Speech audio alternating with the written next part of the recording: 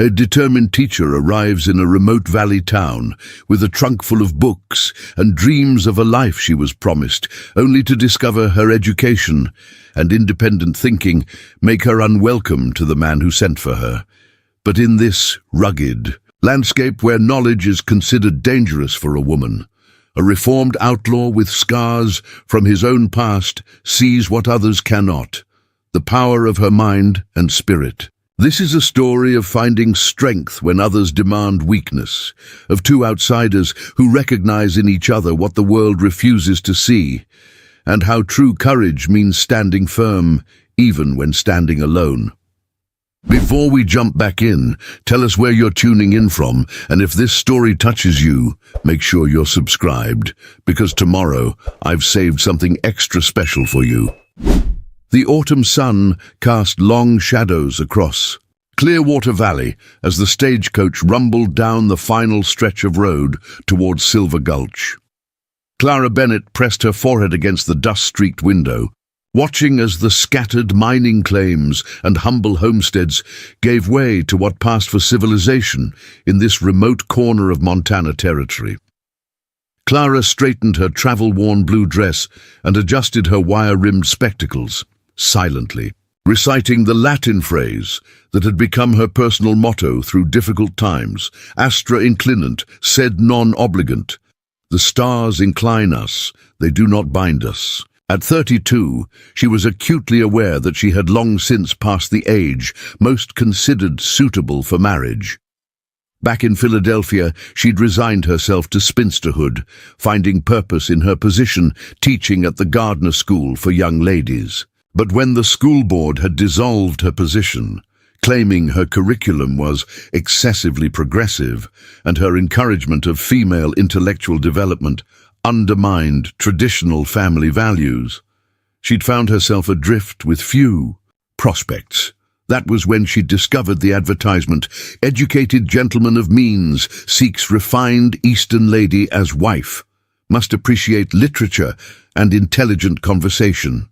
The carefully penned letters from William Hargrove still rested in the inner pocket of her traveling coat, their words of appreciation for educated women and promises of a life where her mind would be valued, warming her heart during the grueling journey west. Clara had responded cautiously at first, but over 4 months of correspondence, William had revealed himself to be everything she could hope for. Thoughtful, well-read, and genuinely interested in her thoughts on education, literature, and even politics. After her 6th letter, she'd accepted his proposal, selling most of her possessions to fund the long journey to Silver Gulch. The stagecoach lurched to a stop outside the town's only hotel, a 2-story clapboard building whose fresh paint stood out among the weathered structures lining the muddy main street. Clara gathered her courage along with her carpet bag and stepped down into the dust, her practical boots sinking slightly into the soft earth. Silver Gulch was smaller than she'd imagined, a single main street with perhaps 24 businesses, most catering to the needs of miners and ranchers. A general store with peeling paint, a saloon where rough-looking men lounged on the porch, and at the far end, a small white church whose steeple listed slightly to one side. Several curious faces turned to watch her, clearly recognizing a newcomer in their midst. Clara lifted her chin, meeting their stares with quiet dignity. She was accustomed to scrutiny, having faced it throughout her teaching career whenever she ventured beyond accepted topics for female education. "Miss Bennett," she turned, hope rising in her chest. A man approached, tall and broad-shouldered, in a well-tailored suit that seemed incongruous against the frontier backdrop. His hair was golden brown with silver at the temples, and his mustache was neatly trimmed. He carried himself with the confident air of a man accustomed to authority. "Mr. Hargrove?" she asked, extending her hand. "Indeed," he replied, taking her hand with a firm grip. "Welcome to Silver Gulch." His eyes, a cold blue, assessed her with an intensity that made Clara uncomfortable, lingering on the ink stain on her right index finger and the worn leather case of books she clutched alongside her carpet bag.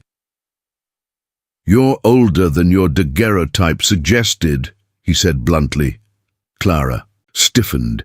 "I believe I mentioned my age in my second letter, Mr. Hargrove. 32 last May." "Yes, of course," he said, waving his hand dismissively. "It's simply different seeing you in person. Come, I've arranged a room for you at the hotel. We'll discuss matters over dinner." As they walked the short distance to the hotel entrance, Clara felt her initial excitement fading, replaced by a growing unease. William Hargrove was handsome enough and clearly prosperous by local standards, but there was something calculating in his gaze that hadn't been present in his letters. The hotel was modest but clean, with faded floral wallpaper and worn carpets underfoot. The proprietress, a stern-faced woman named Mrs. Caldwell, showed Clara to a small room on the second floor. "Dinner is served at 6 sharp, Miss Bennet," she said before leaving. "Mr. Hargrove has arranged for a private table." "Thank you," Clara replied, setting her bags on the narrow bed. Once alone, she unpacked methodically, hanging her 2 good dresses in the wardrobe and arranging her most treasured books on the bedside table. Her father's copy of Emerson's essays, her mother's Bible with pressed violets from the family garden, and her own well-worn volumes of Shakespeare, Austen, and Dickens. From her carpet bag, she retrieved a small framed photograph of her parents, both deceased within a year of each, other from influenza, and placed it beside the books. Their gentle, scholarly faces smiled back at her, giving her courage for whatever lay ahead. At precisely 6 o'clock, Clara descended to the hotel's small dining room. William Hargrove was already seated at a corner table, rising as she approached. "You look refreshed," he commented as she took her seat. "I've ordered the venison stew. It's the only decent thing they serve here." "Thank you," Clara said, though she would have preferred to make her own selection. "I'm eager to hear more about your business interests, Mr. Hargrove. In your letters, you mentioned a mercantile and several mining investments." "Indeed," William said, puffing up visibly. "I own the largest general store in the valley and hold stakes in 3 producing silver mines.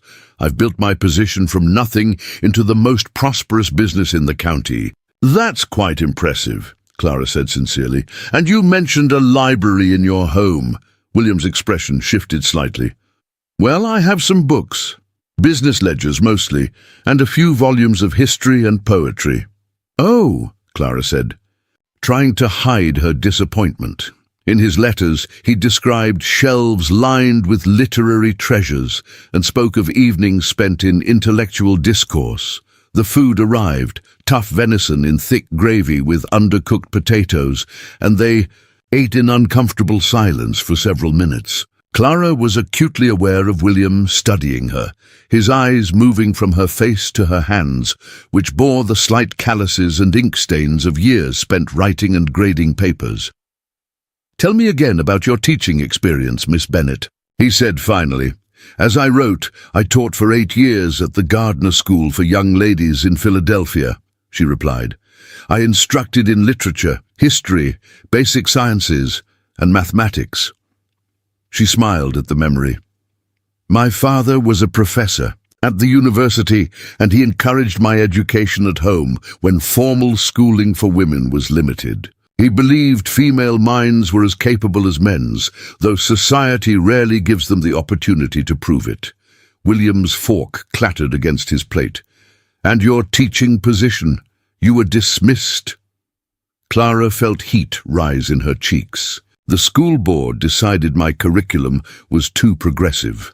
I encouraged young women to read widely, to question assumptions, and to prepare for more than just marriage and motherhood. This was not a popular position with certain influential parents." William dabbed his mouth with his napkin, his expression unreadable. "I see. And what are your expectations of marriage, Miss Bennet?" "I hope for partnership," she said honestly. Mutual respect, companionship, meaningful conversation. In your letters, you spoke of wanting an intellectual equal, someone who could help with correspondence and business matters, as well as bring refinement and education to your home. Preparing and narrating this story took us a lot of time, so if you are enjoying it, subscribe to our channel. It means a lot to us now. Back to the story. Yes? Well? William cleared his throat. I may have overstated certain aspects. The truth is, Miss Bennet, I need a practical woman, someone who understands her place, who can manage household affairs and present a respectable appearance in town without questioning my business decisions. Clara felt as though the floor were dropping beneath her. I don't understand. Your letters specifically mentioned letters. Can be misinterpreted, William interrupted, or perhaps I wasn't clear enough about my requirements. Requirements? Clara repeated, her voice growing cold. William leaned forward, lowering his voice. Silver Gulch is a small community, Miss Bennet. People talk. A man in my position needs a wife who enhances his standing, not one who challenges the natural order of things. And what order is that, precisely? Clara asked, though she already knew the answer. Men lead, women support. Men build, women maintain. Men think broadly, women attend to details. William sighed, as if explaining something obvious to a slow child. Your education is excessive for a frontier wife. I need a partner, not a blue-stocking who quotes poetry and corrects my grammar. Clara set down her fork carefully, fighting to keep her voice steady. I see. Then I believe there has been a serious misunderstanding between us, Mr. Hargrove. Perhaps, he admitted, but not an insurmountable one. You're an intelligent woman. Surely you understand that you have limited options. You've come all this way at considerable expense. I imagine Philadelphia is a long journey back. Especially, for a woman of your situation, the implication was clear. An educated spinster past her prime without family or fortune had few prospects. He expected her to accept his terms out of desperation. I appreciate your candor, Mr. Hargrove, Clara said, rising from her chair. But I think we would both be better served by ending this arrangement before it begins. William's face darkened. Don't be hasty, Miss Bennet. I'm offering you security. Respectability. What else do you have? My self-respect, for one, she replied, her voice remarkably steady, despite the trembling in her hands. Good evening, Mr. Hargrove. She turned and walked away, feeling his eyes burning into her back as she climbed the stairs to her room. Once, inside, with the door firmly closed, Clara sank onto the edge of the bed, her composure finally cracking. Tears welled in her eyes, but she refused to let them fall. What now? She had enough money for perhaps 2 weeks of lodging. And then what? The return journey to Philadelphia would cost more than she had. And even if she could afford it, what awaited her there? No position, no home, no family.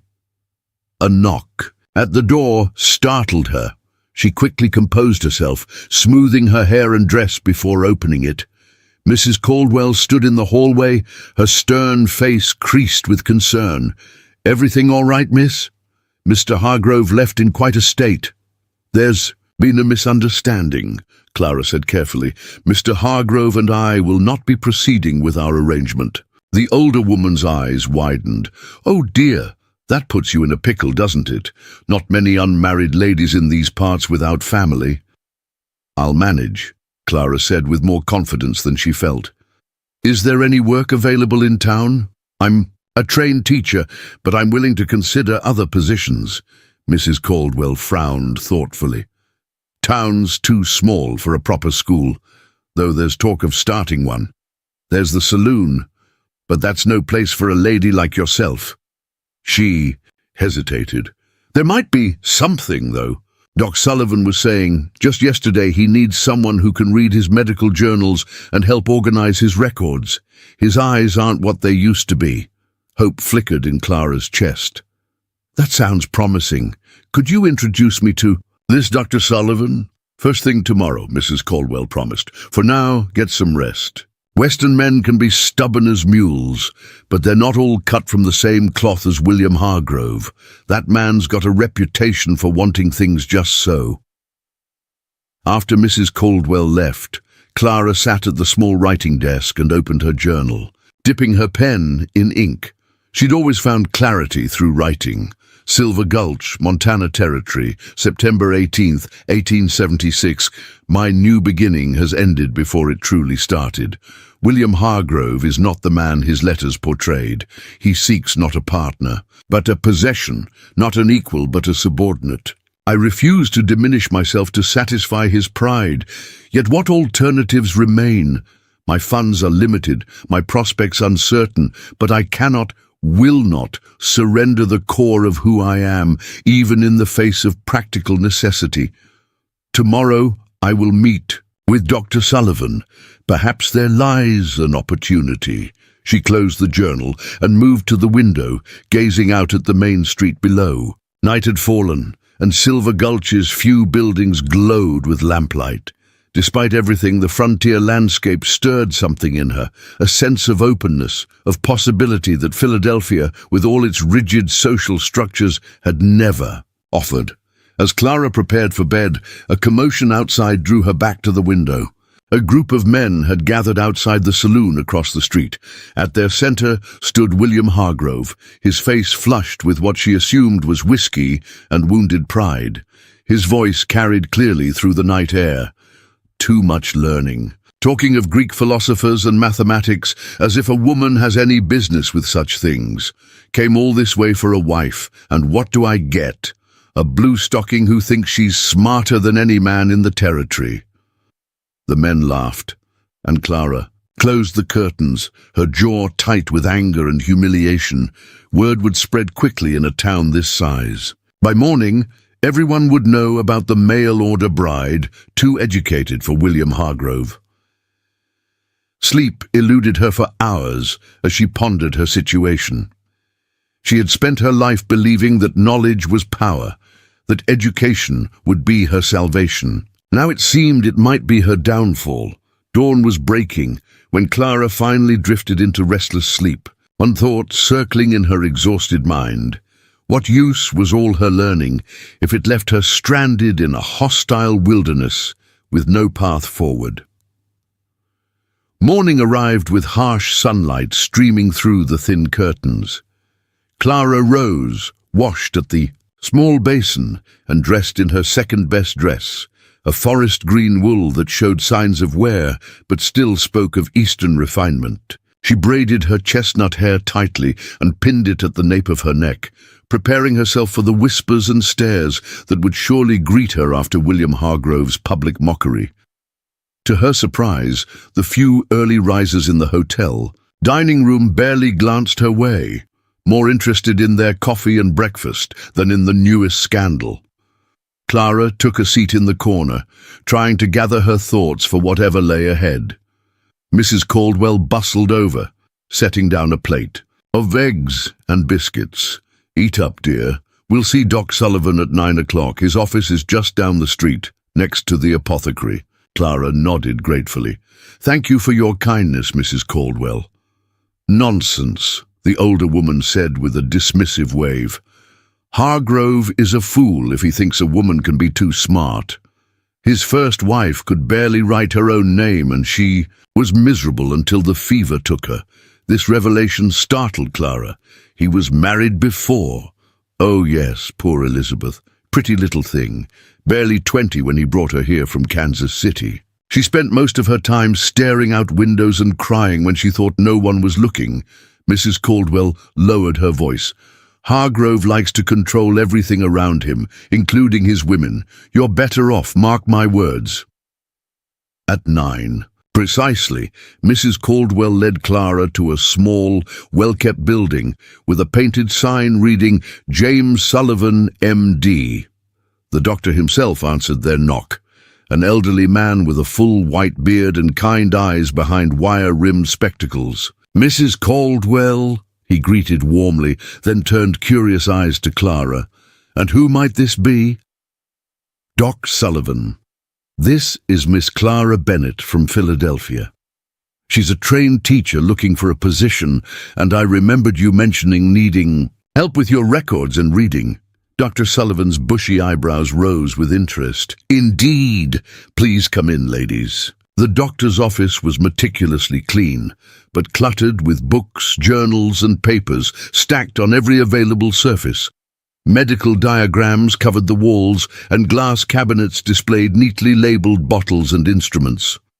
"You're educated in the sciences, Miss Bennett?" Dr. Sullivan asked as they settled into chairs. "My primary training is in literature and history," Clara admitted, "but I studied basic anatomy and natural philosophy as part of my teaching curriculum. More importantly, I'm a quick study and excellent with organization and record keeping." Dr. Sullivan nodded thoughtfully. "My eyes aren't what they used to be, and medical journals print in the most infernal small type these days. I need someone who can read aloud the latest research, help me catalog my notes, and perhaps assist with correspondence." Hope bloomed in Clara's chest. "I would be honored to help with such work, Doctor. I should mention," he said, peering at her over his spectacles, "that some in town may find it unusual for me to employ a female assistant." "I'm well acquainted with managing delicate sensibilities, Doctor," Clara replied with a small smile. "In Philadelphia, I once had to convince a school board that teaching young women basic algebra would not render them incapable of maintaining a household." Dr. Sullivan chuckled. "Yes, I heard about your encounter with Hargrove. Word travels fast in Silver Gulch." His expression turned serious. "Not everyone here shares his narrow views, Miss Bennett. Some of us value education, regardless of whether it comes wrapped in trousers or skirts. That's reassuring to hear, Doctor." "Now," he said, pulling a leather-bound ledger from a nearby shelf, "let's discuss practical matters. I can offer room and board at my home. My wife passed 5 years ago, but my housekeeper, Mrs. Lawson, is an excellent chaperone. The pay isn't much, I'm afraid, but the work would be steady." As they negotiated terms, Clara felt her spirits lifting for the first time since arriving in Silver Gulch. It wasn't the life she had journeyed west expecting, but perhaps it could be something better, work that valued her mind rather than diminishing it. An hour later, Clara left Dr. Sullivan's office with a position secured and arrangements made to move into a small room in his house that afternoon. The weight that had pressed on her chest since the previous evening's dinner had eased somewhat, though uncertainty still clouded her future.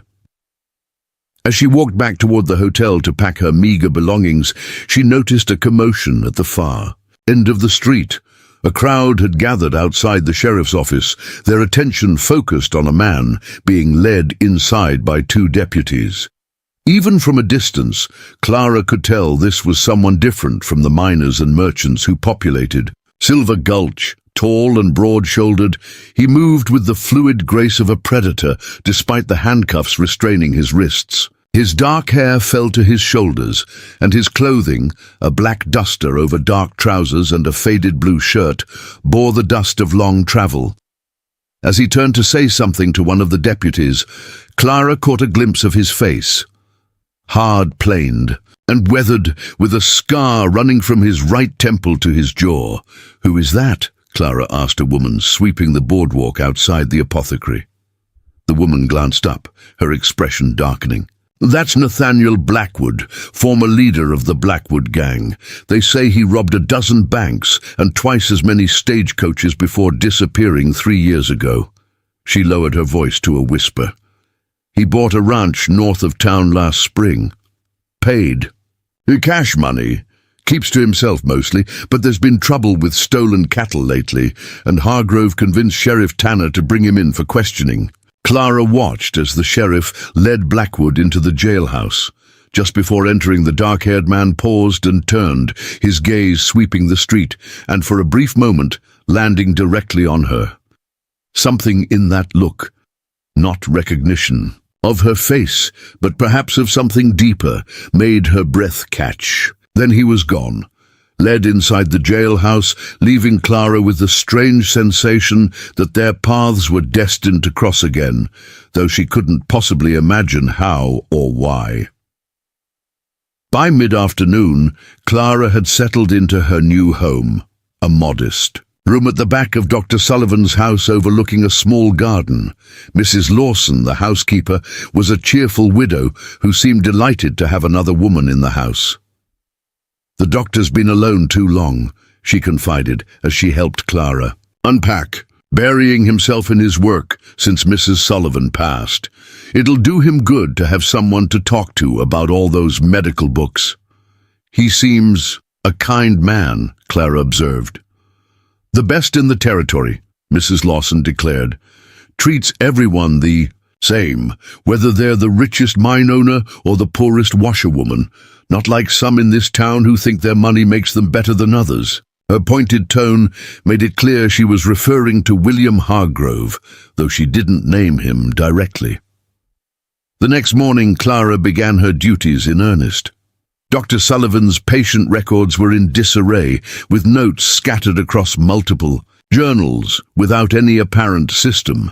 His medical library, while impressive for a frontier town, had never been properly catalogued.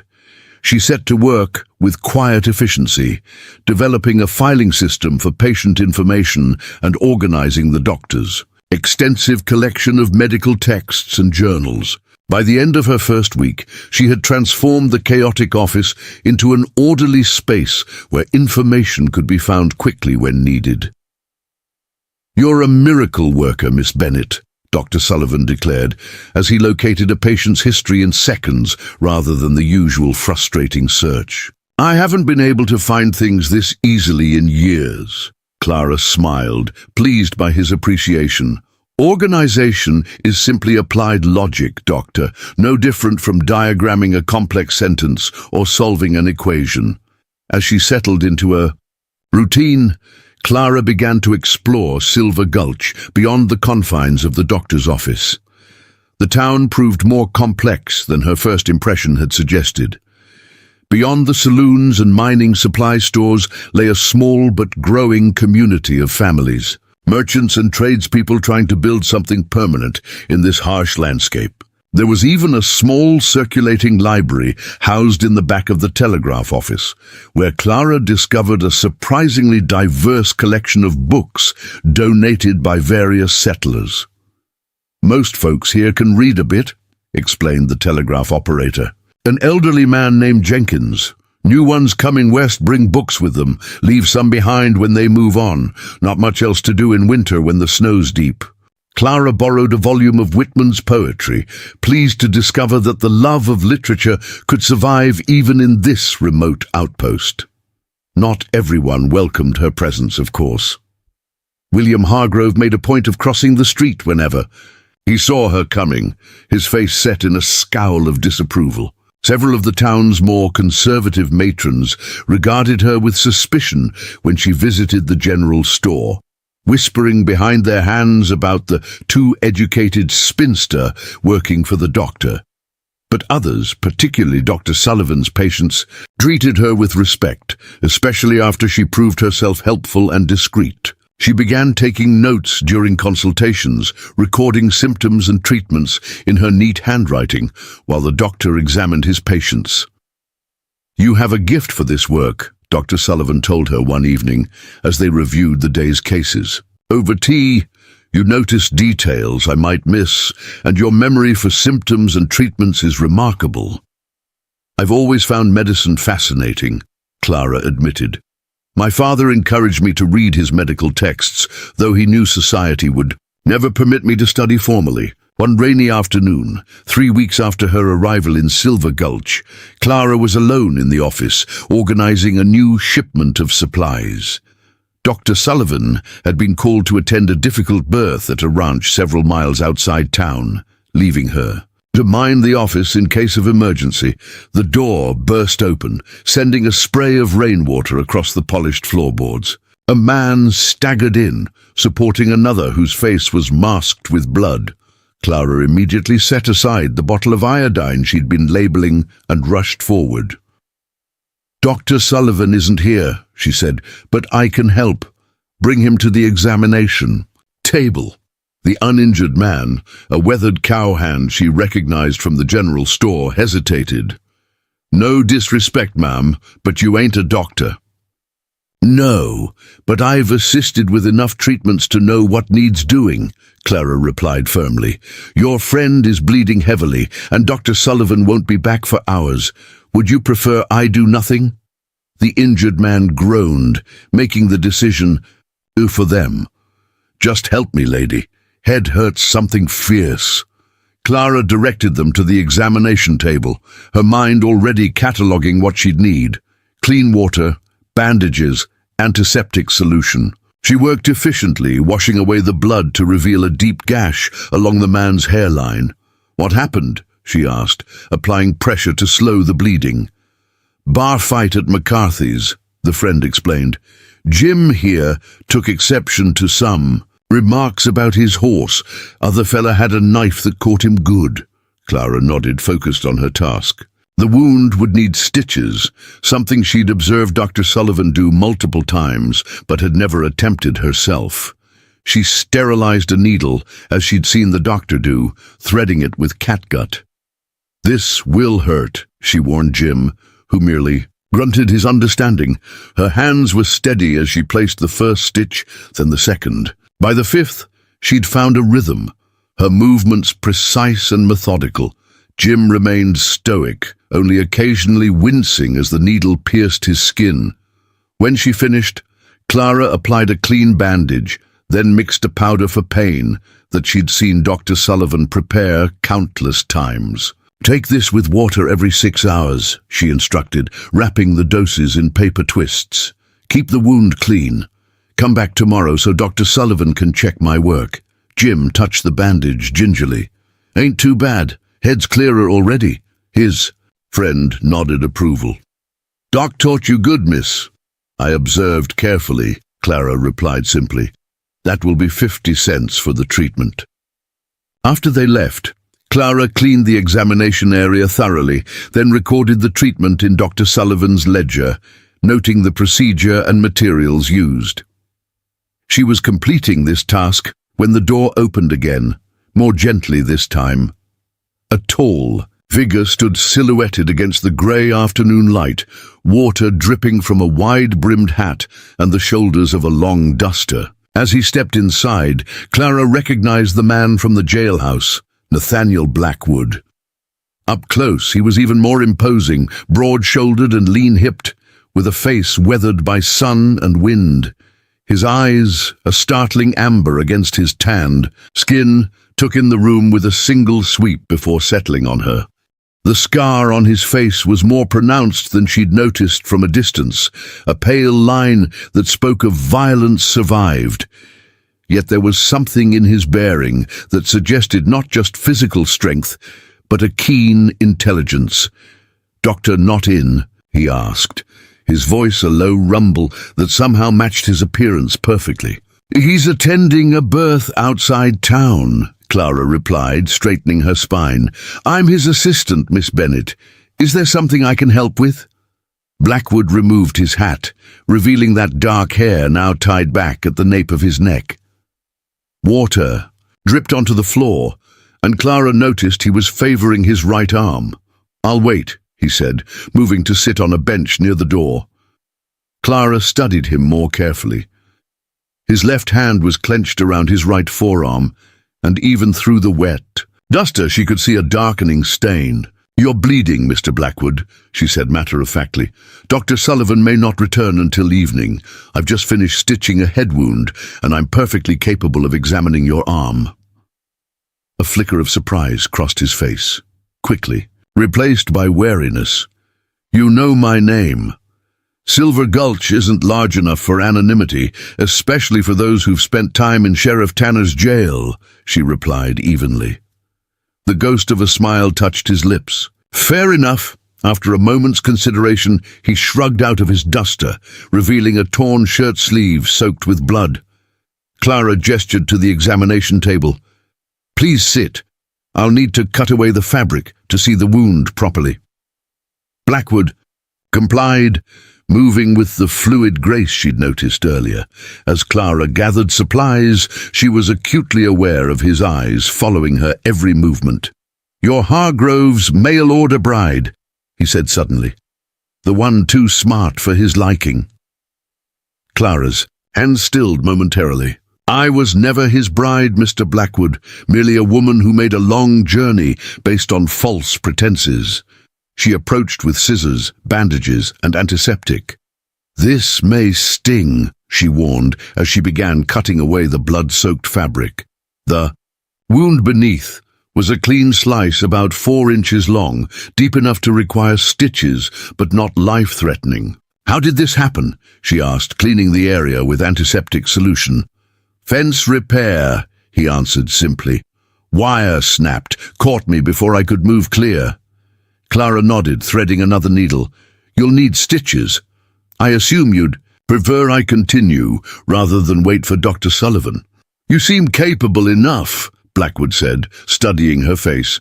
"Where'd you learn medical skills? Didn't think they taught that in ladies' academies back east." "They don't," Clara admitted, beginning the first stitch. "But my father believed in practical education alongside classical studies.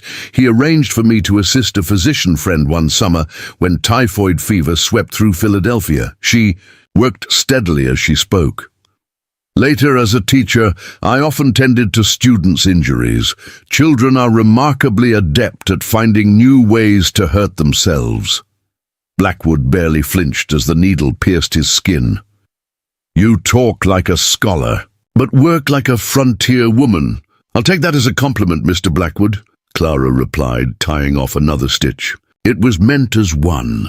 They fell into silence as she continued her work. Unlike most men Clara had encountered, Blackwood seemed completely at ease with her competence, watching with evident respect rather than suspicion or discomfort. As she tied off the final stitch, she noticed faded scars crisscrossing his arm, some clearly from knives, others that might have been bullet wounds. "You've led an eventful life," she observed, applying a clean bandage. Blackwood's expression revealed nothing. "Some events I'd have rather avoided." "The Blackwood gang?" she asked boldly, surprising herself. His eyes narrowed. "Town gossip travels fast. It's one of Silver Gulch's primary industries, along with mining and exaggeration," Clara replied dryly as she cleaned her hands in a basin. "Were you guilty of what Sheriff Tanner suspected? The cattle rustling?" Blackwood stood, testing, his bandaged arm with careful movements. "No, Hargrove knows it too, but he's never been one to let facts interfere with a grudge." "Why would he bear a grudge against you?" "Our properties share a boundary," Blackwood explained, reaching for his duster. "There's a water source he's always wanted. I refuse to sell." Clara calculated the treatment cost, but as she turned to tell him, Blackwood was already placing a silver dollar on the table. "For your skill," he said simply, "and discretion. Hargrove has friends who wouldn't approve of me seeking treatment here." "Your medical care is between you and Dr. Sullivan," Clara replied. "Or in this case, you and me. No one else's business." Blackwood nodded, settling his hat back on his head. At the door, he paused. "Town's talking about you too, Miss Bennet. Not all of it kindly." "I've never particularly cared for others' approval, Mr. Blackwood," she said, though the words tasted slightly false even to her own ears. "Everyone wanted to belong somewhere." "Good," he said, "because out here, approval is rarely given to those who deserve it most." With that cryptic observation, he stepped back into the rain, leaving Clara puzzled by their encounter and strangely unsettled by the intensity of his amber gaze. When Dr. Sullivan returned that evening, soaked and exhausted from a successful but difficult delivery, Clara reported the day's patients, including Blackwood. The doctor's bushy eyebrows rose. "Nathaniel Blackwood came here? Interesting." He examined her handiwork in the ledger. "Your stitching technique is improving. Jim's head looks professional." "What do you know about Mr. Blackwood?" Clara asked, trying to sound merely curious. "Doctor," Sullivan settled into his chair with a weary sigh. Former outlaw, if rumors are true. Led the Blackwood gang in his younger days. Bank robberies, some stagecoach heists, nothing proven, mind you. He arrived in Silver Gulch about 2 years ago, bought a ranch north of town with cash money, and has kept to himself since. Is he dangerous? The doctor considered this. Not in the way most think. Blackwood's never started trouble in town, though he's finished it a time or two when pushed. He smiled at her expression. People are rarely as simple as we first judge them. To be, Miss Bennet, something to remember in a town that's already decided who you are, based on Hargrove's wounded pride. The following week brought oppressive heat that seemed to wilt everything it touched. Even in the relative cool of the doctor's office, Clara found herself constantly wiping perspiration from her brow as she updated patient records. The windows stood open, but the air remained still, carrying the sense of dust and pine from the surrounding hills into the small space. Clara had settled into a routine at Silver Gulch, her days spent organizing Dr. Sullivan's practice, her evenings reading aloud from medical journals or discussing literature with the doctor, who proved to be remarkably well-read for a frontier physician. Yet despite finding purpose in her work, she remained an outsider, the subject of curiosity and sometimes hostile speculation. "They'll accept you eventually," Dr. Sullivan assured her one morning as she described the cool reception she'd received at the Mercantile.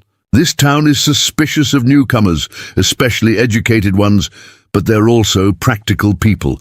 Your value will outweigh their prejudice in time."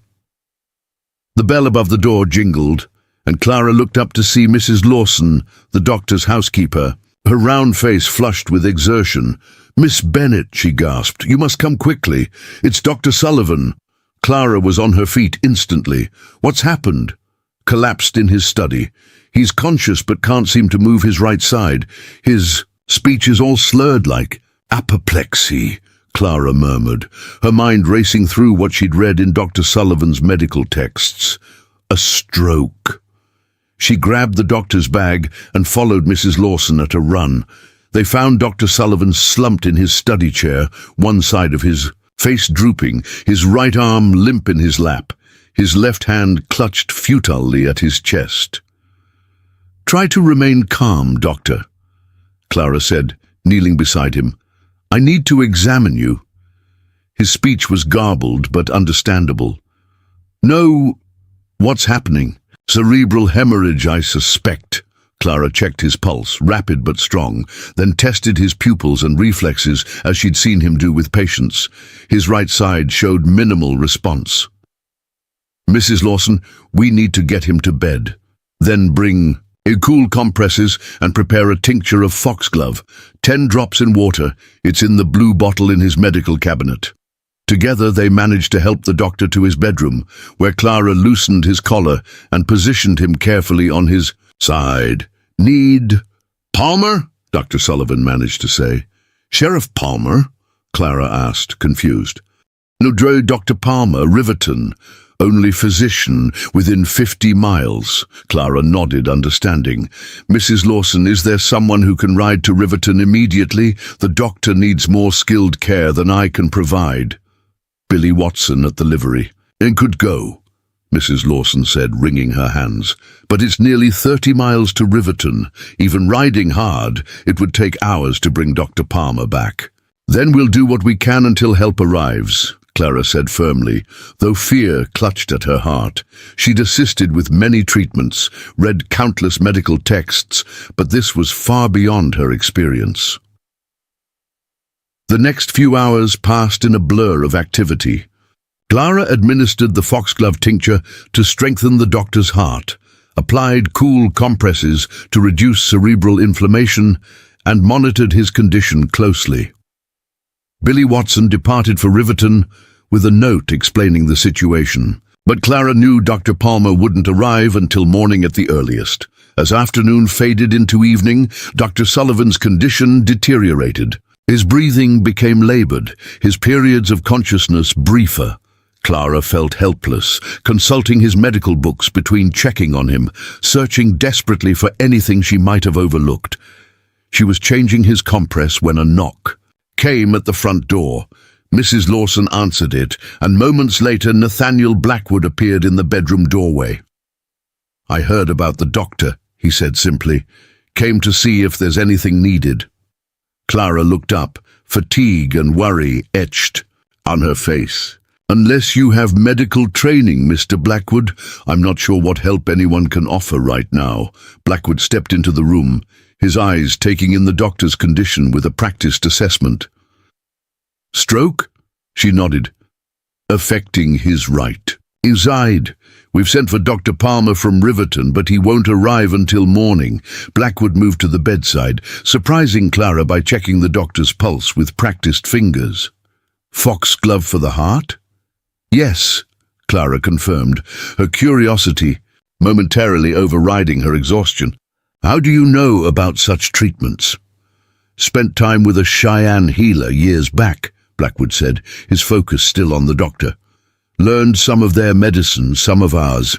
Sullivan needs willow bark tea for the fever and lavender oil to ease his breathing." Clara blinked in surprise. "Both are in his office. Mrs. Lawson could prepare them." Blackwood nodded and spoke quietly to the housekeeper, who hurried off to follow his instructions. He then turned back to Clara. "You've done everything right so far. Now you need rest. I'll sit with him." "I couldn't possibly—" "You're exhausted," Blackwood interrupted gently. "No good to him if you collapse too. Sleep for a few hours. I'll wake you if there's any change." Perhaps it was the authority in his voice, or simply her own overwhelming fatigue, but Clara found herself agreeing. Mrs. Lawson prepared a cot in the adjacent room, and Clara lay down, expecting merely to rest. Her eyes briefly. She woke with a start hours later, moonlight streaming through the window. Panic seized her as she remembered Dr. Sullivan, and she rushed to his room, only to find Blackwood still there, sitting vigilant beside the bed. The doctor appeared to be sleeping peacefully. His breathing is more regular than before. His fever broke an hour ago, Blackwood said quietly. Clara pressed a hand to Dr. Sullivan's forehead, cool and slightly damp. "The willow bark helped," she murmured. "Thank you." Blackwood shrugged off her gratitude. "Sullivan is a good man, one of the few who treated me decent when I first came to Silver Gulch."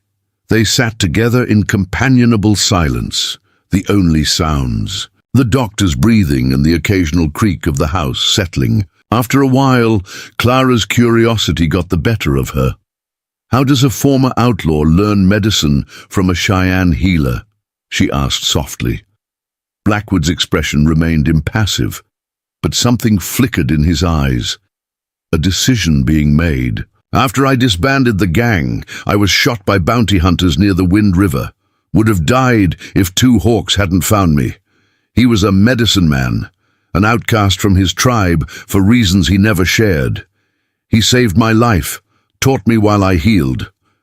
"Why? Did you disband the gang?" Clara pressed, sensing there was more to the story. Blackwood looked at her directly, his amber eyes intense in the dim light. "Because I could no longer justify doing wrong simply because life had wronged me."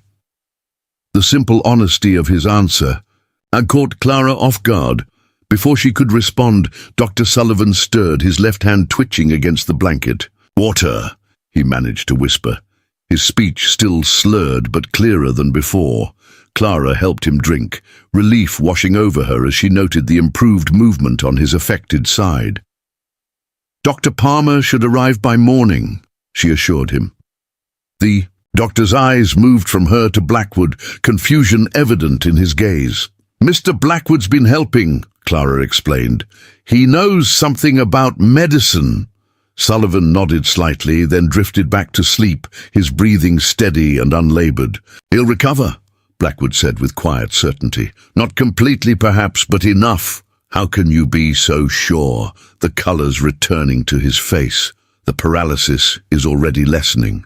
Blackwood stood, stretching muscles stiff from hours of sitting. "I should go before the town wakes. My presence here might raise questions." Clara followed him to the front door, acutely aware of the impropriety of their situation, alone together, in a house at night, yet somehow unconcerned by it. "Thank you," she said again as he stepped onto the porch. "I don't understand why you helped, but I'm grateful you did." Blackwood settled his hat on his head, his expression thoughtful. "You ever notice how people out here judge worth, Miss Bennet? A man's measured by his strength, his land, how many cattle he runs. A woman by her beauty, her cooking, how many children she bears." He paused. "But the true measure is what you do when someone needs help. By that standard, you're worth more than most in Silver Gulch." With that, he disappeared into the pre-dawn darkness, leaving Clara to ponder his words and the unexpected alliance forming between an educated spinster and a reformed outlaw. Two outsiders in a town that had already decided their worth. Dr. Palmer arrived from Riverton shortly after sunrise, his weathered face grave as he examined Dr. Sullivan. Clara explained the treatments they'd administered, careful to omit Blackwood's involvement to protect his privacy. The physician from Riverton nodded approvingly at her actions. "You may have saved his life with your quick thinking," he told her. "The next few days will be critical, but I believe he'll recover, though perhaps not to his former capacity." His prognosis proved accurate. Over the following weeks, Dr. Sullivan regained some movement in his right side and much of his speech, though a noticeable slurring remained. His mind was as sharp as ever, but his hands shook too badly for delicate medical procedures. "You'll have to be my hands now," he told Clara one afternoon as they sat in his study, the summer heat giving way to autumn's first crisp edges. "Palmer agrees. Silver Gulch needs a physician, and you've shown remarkable aptitude." Clara's eyes widened. "Dr. Sullivan, I lack formal training. The town would never accept—" "The town already accepts you," he interrupted. "You've been treating patients under my supervision for weeks. Mrs. Watson says her husband's shoulder healed straighter than when Palmer set his leg last year.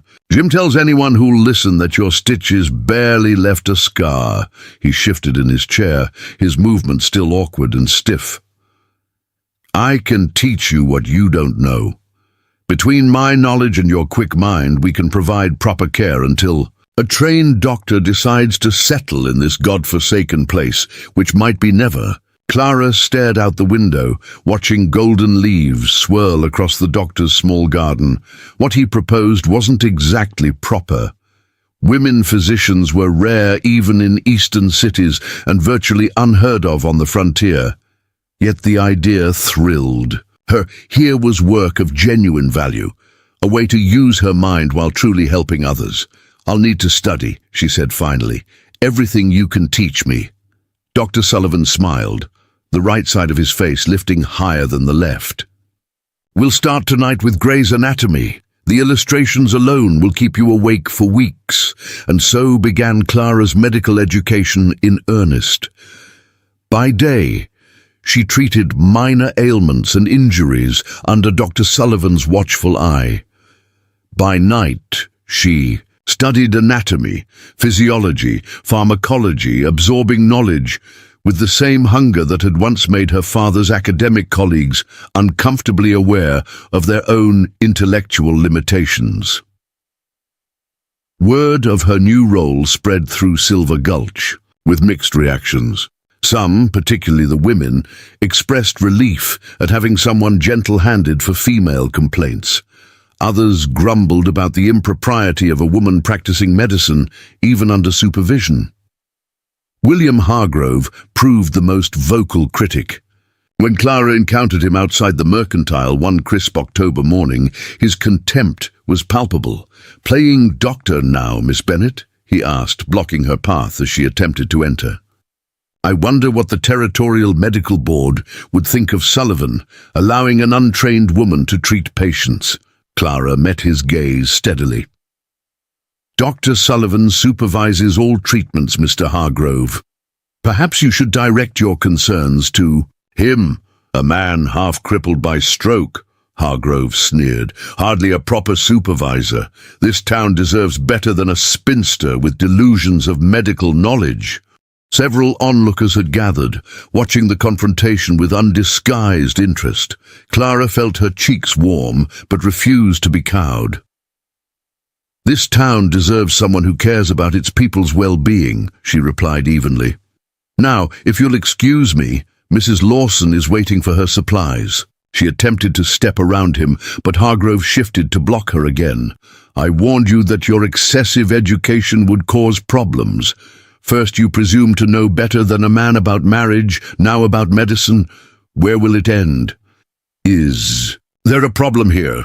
The deep voice came from behind Clara. She didn't need to turn to know it was Nathaniel Blackwood.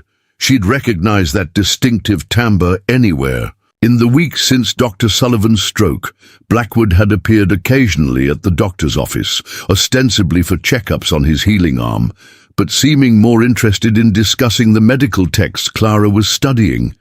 Hargrove's face hardened at Blackwood's appearance. Nothing that concerns you, outlaw.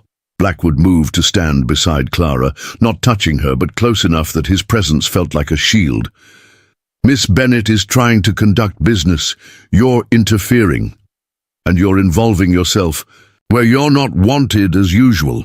The tension between the men crackled like static before a lightning strike. Clara sensed histories and grievances beyond her knowledge, but understood she was merely a convenient battleground for their existing animosity. Gentlemen, she said firmly, I have patience waiting. Whatever quarrel exists between you can surely be conducted without my presence. Blackwood stepped aside immediately, gesturing for her to pass. After a moment's hesitation, Hargrove did the same, though his eyes burned with barely contained fury.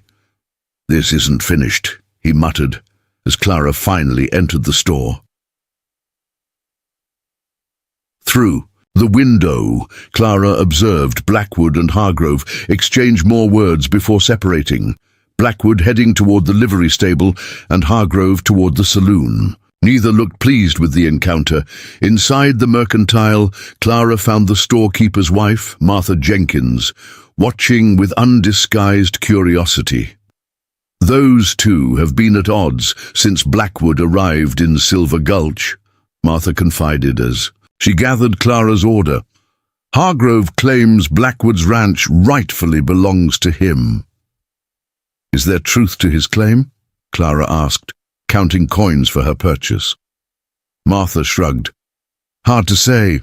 Previous owner was old Jack Murphy, died of pneumonia, before the sale was properly recorded. Some say Hargrove had a verbal agreement.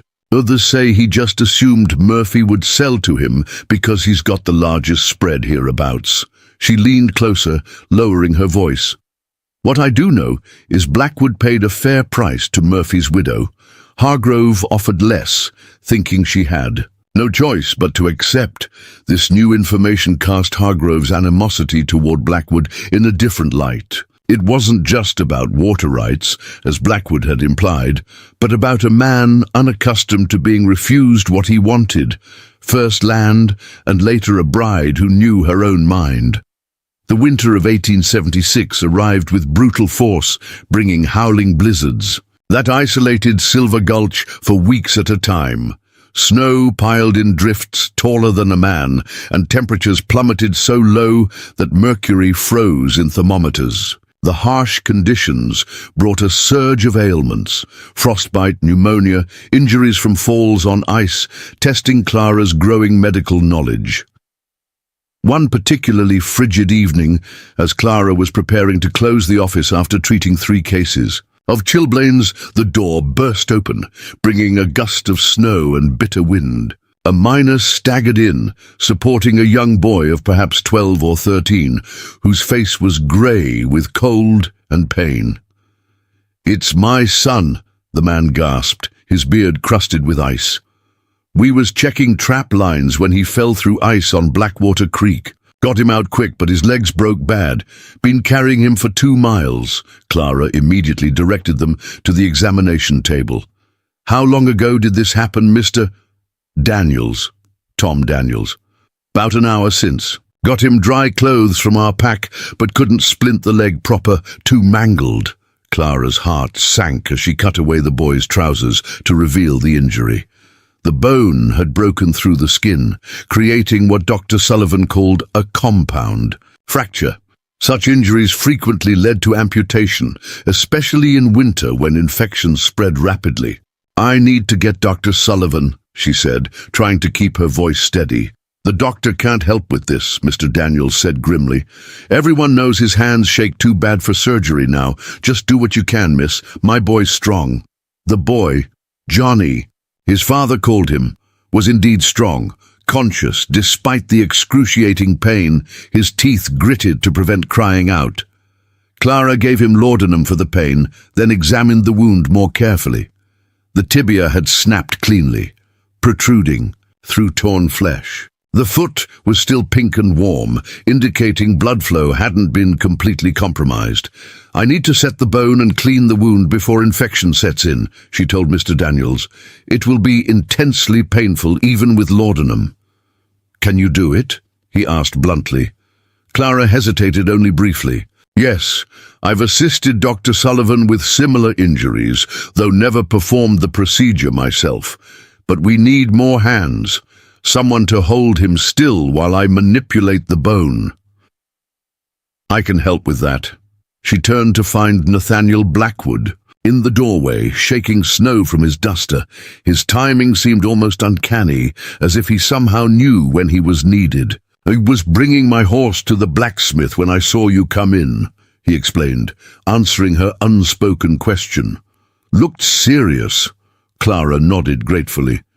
Mr. Daniels, this is Nathaniel Blackwood. He has some medical experience and can assist us. The miner looked uncertain at Blackwood's scarred face and intimidating presence, but desperation overcame caution. Whatever it takes to save my boy's leg. Clara worked with focused intensity, directing Blackwood and Mr. Daniels to hold the boy still while she manipulated the broken bone back into alignment. The sickening sound of bone grating against bone filled the small office, punctuated by Johnny's muffled cries despite the laudanum. Once the bone was set, Clara meticulously cleaned the wound with carbolic solution, removing fragments of debris that could cause infection. Her hands remained steady, even as sweat beaded on her forehead from concentration. The next part is crucial, she explained, as she prepared a needle and surgical silk. The wound must be closed carefully to prevent infection while allowing drainage. Blackwood watched her technique with quiet approval. Two-stage suture, he commented. Deep layer first, then surface. Clara nodded, surprised. Dr. Sullivan taught me this method reduces scarring and infection risk. She worked methodically, placing each stitch with precision. When the wound was closed, she constructed a splint using wooden slats and bandages, immobilizing the leg from mid-thigh to ankle. He'll need to remain here tonight so I can monitor for fever, she told Mr. Daniels when she finally finished. The next 48 hours are critical. If infection sets in, the leg may still be lost. The miner's weathered face crumpled with emotion. Thank you, miss. Most would have taken the leg without trying. Your son's young and strong, Clara replied. His body wants to heal.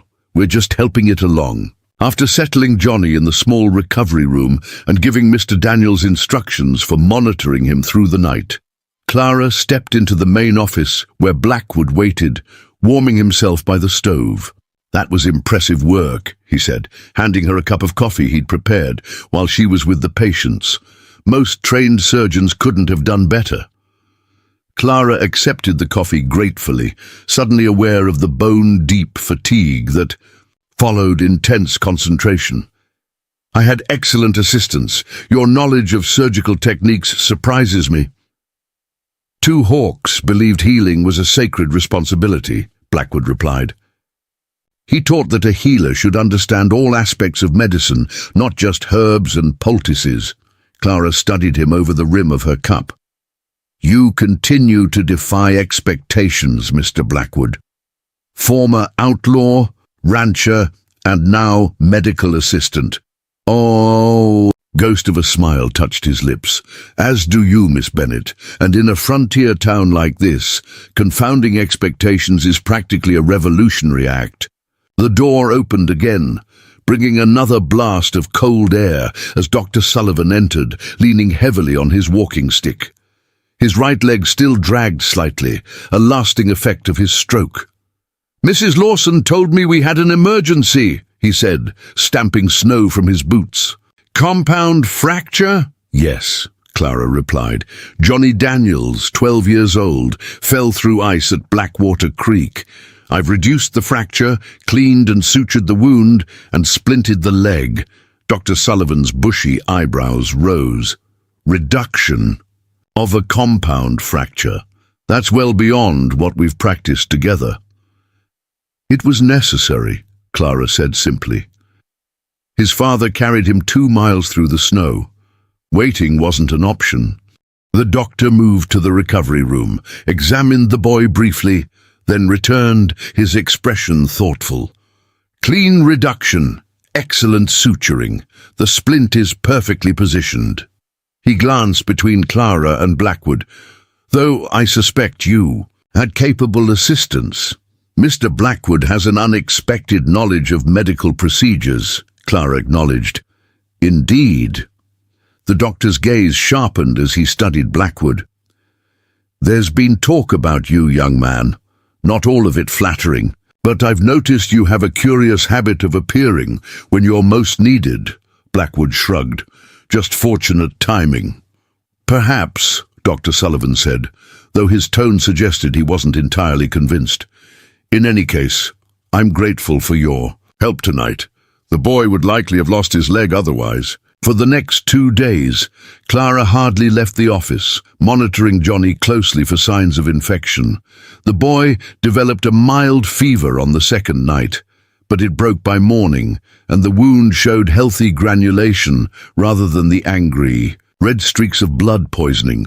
On the 3rd day, as Clara was changing Johnny's bandages, Sheriff Tanner arrived, his expression grim beneath his frost-rimmed mustache. "Miss Bennet, I need you to come to the jail," he said without preamble. Clara looked up from her work, surprised. "Is someone injured?" "Not exactly." The sheriff shifted uncomfortably. "It's Blackwood. He's been shot." Clara's hands stilled. "How badly?" "Bad enough. Took a bullet in the side. Refusing to let Doc Palmer near him when he arrives from Riverton. Says he'll only let you treat him." Clara quickly finished bandaging Johnny's leg, gave instructions to Mr. Daniels, and gathered her medical bag. "What happened?" she asked, as she and the sheriff hurried through the snow-covered street. Sheriff Tanner's expression was carefully neutral. "Blackwood claims he was ambushed while checking his fence line. Shot from behind a ridge. Says he didn't see who did it. You don't believe him?" "I believe someone shot him," the sheriff replied cautiously. "Whether it was an ambush or a falling, out with former associates is another matter. Hargrove's been suggesting Blackwood might be reconnecting with his old gang." They reached the jailhouse, where Deputy Miles let them through to the cell area. Blackwood lay on a narrow cot in the last cell, his face ashen beneath his tan, a crude bandage soaked with blood pressed to his left side.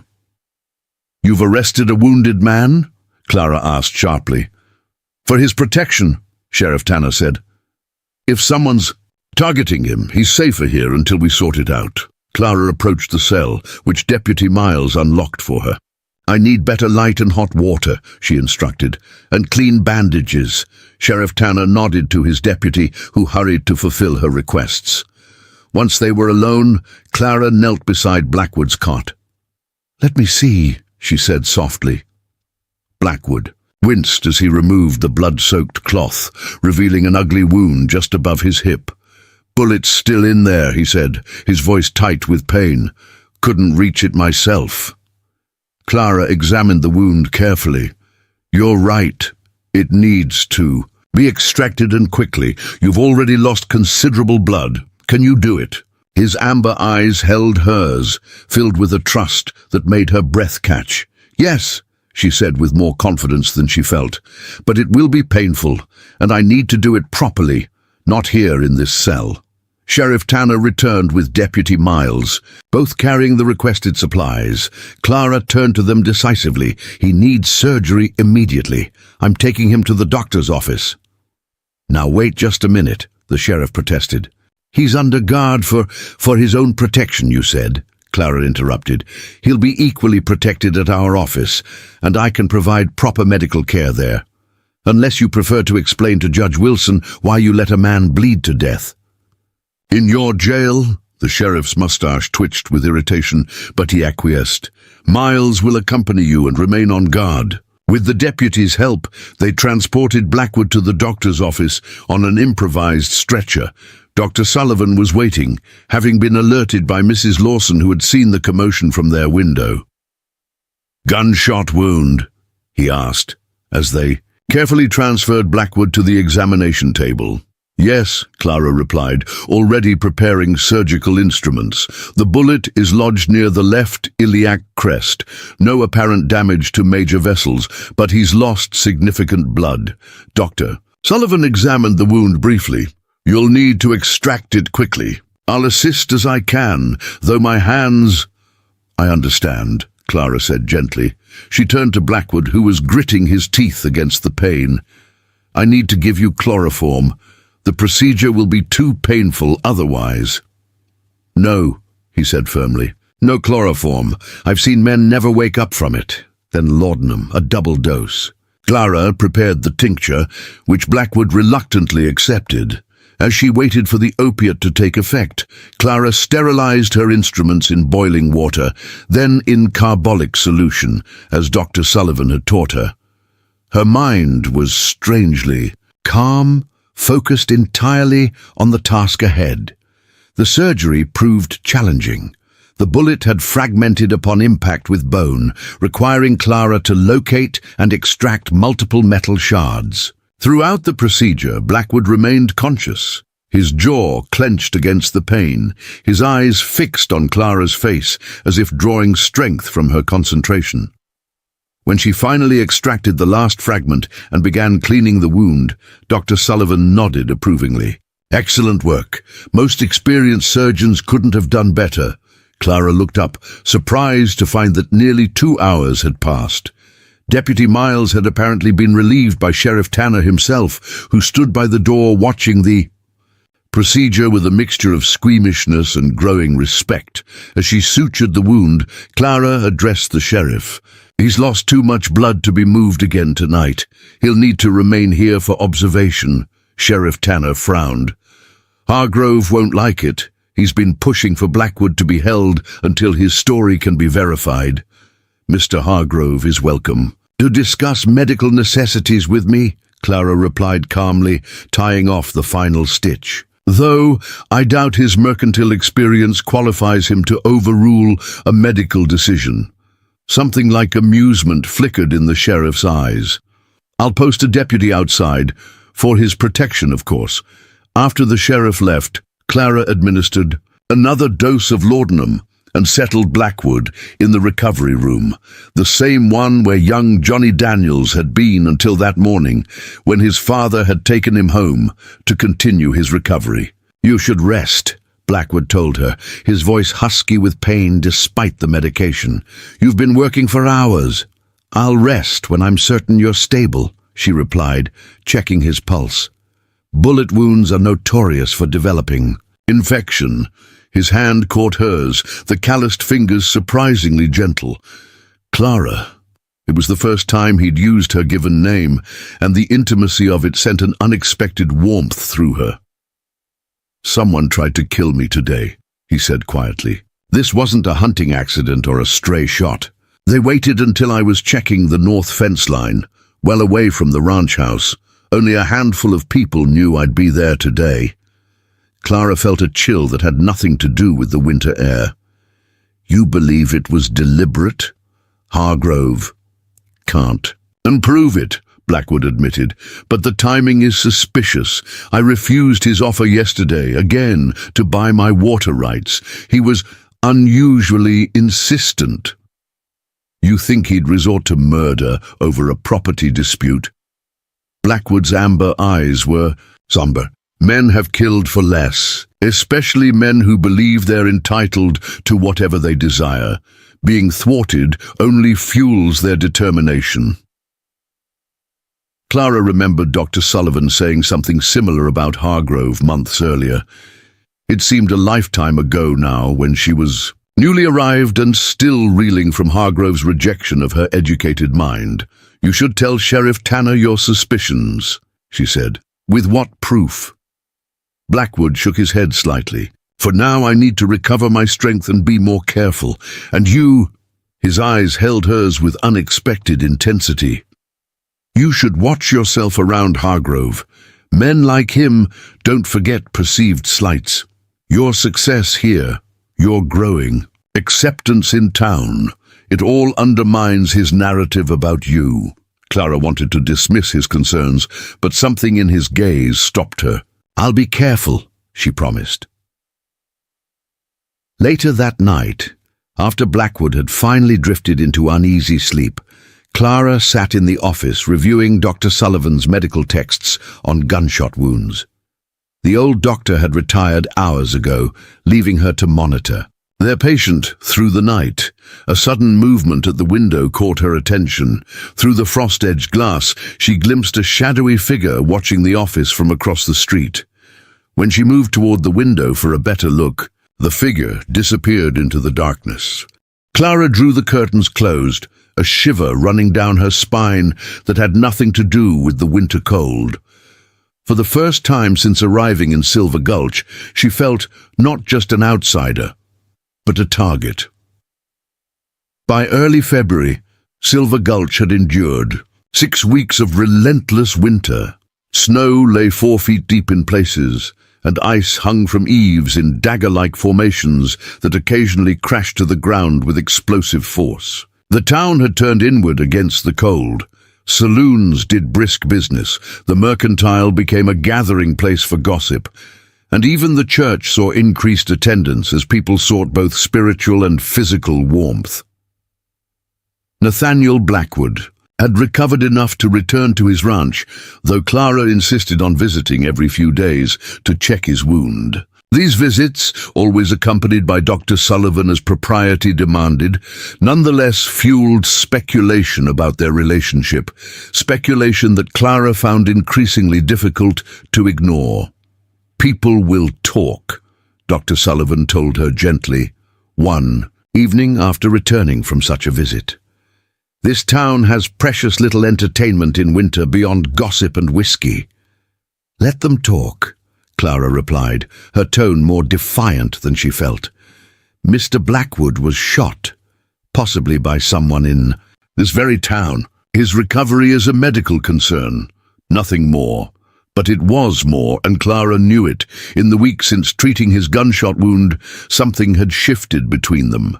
Their conversations had expanded beyond medical topics to literature, philosophy, and personal history. She had learned that Nathaniel had educated himself extensively during his years on the wrong side of the law, devouring books with the same hunger that had driven her own studies. "Reading kept me tethered to humanity when my actions were pulling me away from it," he had explained during one visit as they discussed Victor Hugo's exploration of redemption in Les Miserables. His insight into the novel had surprised her, as had his ability to quote long passages from memory. When she commented on this, he had smiled ruefully. "Books were the one constant companion that never betrayed me or died on me. I treated them accordingly." On a particularly brutal February morning, as Clara was inventorying medical supplies, Sheriff Tanner burst into the office, snow crusting his heavy coat and hat. "Need you at the jail right away," he said, his breath fogging in the cold air. "Got a situation." Clara immediately reached for her medical bag. "Someone injured?" "In a manner of speaking," the sheriff replied cryptically. "Best you come see for yourself." The jail stood 2 blocks away, and they walked in silence through snow so crisp it squeaked beneath their boots. When they entered, Clara was surprised to find William Hargrove already there, engaged in heated conversation with Deputy Miles. "There she is," Hargrove said coldly when he saw Clara. "The so-called medical professional." Clara kept her expression neutral. "Sheriff Tanner said someone needs medical attention?" "This way," the sheriff directed, leading her toward the cells at the back. In the last cell, a young woman sat huddled on the narrow cot, her arms wrapped protectively around herself. Her face was bruised, one eye swollen nearly shut and dried, blood crusted at the corner of her mouth. She couldn't have been more than 18. "This is Lily," Sheriff Tanner explained quietly. "Works at Hargrove's house as a maid. Says she fell down the stairs. Mrs. Jenkins at the Mercantile didn't believe her and brought her here instead of back to Hargrove's." Clara approached the cell, which Deputy Miles unlocked for her. "Lily, I'm Clara Bennett. I work with Dr. Sullivan. May I examine your injuries?" The girl nodded mutely, flinching as Clara gently tilted her face toward the light. "These didn't come from a fall," Clara said softly, noting the distinct pattern of the bruising. "Someone struck you, repeatedly." Lily's eyes filled with tears. "Please don't say that. I can't go back if you say that." "Go back where?" Clara asked, though she already suspected the answer. "Mr. Hargrove's house. I need the position. My mother and sisters depend on my wages." Clara's jaw tightened, but she kept her voice gentle. "Lily, these injuries need proper treatment. Will you come with me to the doctor's office?" Sheriff Tanner cleared his throat. "That's the problem. Hargrove's insisting she return to his household immediately. Says, as her employer, he's responsible for her care. And you summoned me instead? Why?" The sheriff looked uncomfortable. "Judge Wilson's out of town till spring thaw. I need a professional opinion on her injuries before I decide whether to release her to Hargrove or hold her here for her protection." Clara understood then. Sheriff Tanner was using her medical assessment as leverage against Hargrove's influence.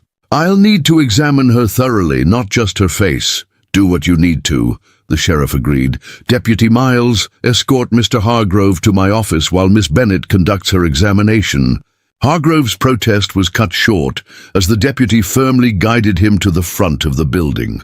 Once they were alone, Clara spoke quietly to Lily while examining her injuries. "You don't have to tell me what really happened, but I need you to know that these marks tell their own story. You have bruises in different stages of healing, indicating repeated abuse over time." Lily remained silent, her eyes downcast. "The pattern of bruising on your face matches a hand, not a fall," Clara continued gently. "And these marks on your arms are consistent with someone grabbing you forcefully." Tears slipped down the girl's cheeks. "He'll ruin me if I speak against him. No one will hire me. My family will starve." "There are always options," Clara assured her. "Dr. Sullivan needs help with cleaning and laundry. The pay would be comparable to what you receive now." Hope flickered briefly in Lily's eyes, quickly extinguished by fear. "Mr. Hargrove wouldn't allow it. He'd say I stole from him or something. Worse, he has influence in this town. People believe him." "Not everyone," Clara said firmly, "and evidence speaks louder than influence." After completing her examination, Clara returned to the sheriff's office where Hargrove waited, his expression thunderous. "This is absurd," he was saying as she entered. "The girl is clumsy, always has been. I'm simply trying to ensure she receives proper care under my roof." "Miss Bennett," Sheriff Tanner acknowledged. "Your assessment?" Clara met Hargrove's cold gaze directly. "Lily's injuries are inconsistent with a fall. The pattern and progression of bruising indicate deliberate and repeated physical assault over a period of weeks." Hargrove's face flushed. "How dare you imply—" "I'm not implying anything," Clara interrupted calmly. "I'm stating medical facts. Lily has defensive bruising on her forearms, consistent with someone trying to protect herself from blows. She has finger-shaped bruises on her upper arms, where someone gripped her with excessive force. and the contusion around her eye has the distinctive shape of a knuckle impact. Sheriff Tanner's expression hardened. That's enough to hold her here for her own protection. On what authority? Hargrove demanded. She's my employee in my household. You have no right. Montana Territorial Code, Section 13, Clara interjected, surprising both men. Law enforcement may intervene to protect individuals from physical harm when credible evidence exists. The sheriff raised an eyebrow at her legal knowledge. Dr. Sullivan has an extensive library, she explained, including territorial law books. I read them during his recovery. Hargrove's composure cracked. This is your doing, he snarled at Clara. First you corrupt the doctor's practice with your inappropriate medical pretensions, then you turn Blackwood against me, and now you're interfering in my household affairs? Mr. Hargrove, Sheriff Tanner warned, that's enough. But Hargrove wasn't finished. You think yourself so clever, so superior with your Eastern education, but you're nothing here, a spinster playing at medicine, a mail-order bride too objectionable for marriage. Clara felt the familiar sting of his words, but refused to show it. My qualifications or marital status are irrelevant to Lily's injuries. The evidence speaks for itself. Evidence? Hargrove laughed bitterly. You mean your opinion. And who are you? A woman without proper medical training, without credentials, without standing? That's where you're wrong. The new voice came from the doorway, where Dr. Sullivan stood leaning on his walking stick, papers in his hand. Despite the cold, he'd made his way to the jail after Clara had been gone longer than expected. Miss Bennett has been officially registered with the Territorial Medical Board as my apprentice, he said, holding up the documents. Her assessments carry the full weight of medical authority under Montana law. Clara stared in surprise. She knew Dr. Sullivan had submitted the paperwork months ago, but she'd heard nothing of its approval. The certification arrived by yesterday's mail, Dr. Sullivan explained, seeing her expression. I was saving it as a surprise. Hargrove snatched the papers, scanning them with growing fury. This changes nothing. The girl works for me. She goes where I say. Actually, Sheriff Tanner said, his hand resting meaningfully on his holstered revolver, she stays right here until Judge Wilson returns and determines her placement. Now, I suggest you leave before you say something that might constitute a threat to a certified medical professional. For a moment, Clara thought Hargrove might explode with rage. His face contorted and his hands clenched at his sides. Then, with visible effort, he controlled himself. This isn't over, he said quietly, dropping the certification papers onto the sheriff's desk. None of it. After he stormed out, Clara released a breath she hadn't realized she was holding. Thank you both, she said. Dr. Sullivan patted her shoulder. You earned that certification with your work these past months. I was simply the messenger. Sheriff Tanner looked uncomfortable with the emotion in the room. What about the girl? He asked, nodding toward the cells. She can stay with us, Dr. Sullivan decided. Mrs. Lawson could use the help, and it would provide legitimate employment away from Hargrove's influence. As they made arrangements for Lily's care, Clara couldn't shake Hargrove's parting words. This isn't over. She had crossed a dangerous man twice now, first by rejecting his proposal and now by directly challenging his authority. In a frontier town where influential men rarely faced consequences for their actions, she had made herself a target. The next week brought a temporary thaw, turning Silver Gulch's streets into channels of brown slush and revealing the winter's accumulation of debris. Clara took advantage of the milder weather to visit patients who had been snowbound for weeks, checking on Johnny Daniel's mending leg and treating various winter ailments. She was returning from one such visit when she noticed unusual activity. At the jailhouse, 3 horses she didn't recognize were hitched outside, their saddles and gear speaking of long travel rather than local ownership. Curious, she approached the mercantile where Martha Jenkins was sweeping slush from the boardwalk. "Bounty hunters," Martha said before Clara could even ask, her voice lowered conspiratorially. "Arrived an hour ago, asking about Nathaniel Blackwood." Clara felt a chill that had nothing to do with the February air. "Bounty hunters? Is there a warrant?" "Not that I heard. Sheriff Tanner seemed mighty suspicious of their papers, kept them waiting while he sent Deputy Miles to check something." Martha glanced around before continuing. "Word is, they're claiming Blackwood was involved in a stage robbery in Wyoming last summer." "That's impossible," Clara said immediately. "He was here all summer. I treated his arm injury in July myself." Martha shrugged. "Well, someone's lying, and I don't think it's you. Hargrove was mighty quick to welcome those men, though. Bought them drinks at the saloon before they went to see the sheriff. The implication was clear. If Hargrove couldn't drive Blackwood off his land or eliminate him directly, perhaps he could use the law to remove him." Clara hurried to Dr. Sullivan's office, where she found the old doctor reviewing patient records. "Bounty hunters," she said, without preamble. "Looking for Blackwood.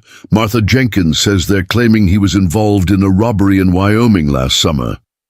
Dr. Sullivan looked up sharply. "That's nonsense. Blackwood hasn't left the territory since he settled here." "I know," Clara agreed, "but if they have what appear to be legitimate papers, Sheriff Tanner might have to act on them, at least temporarily."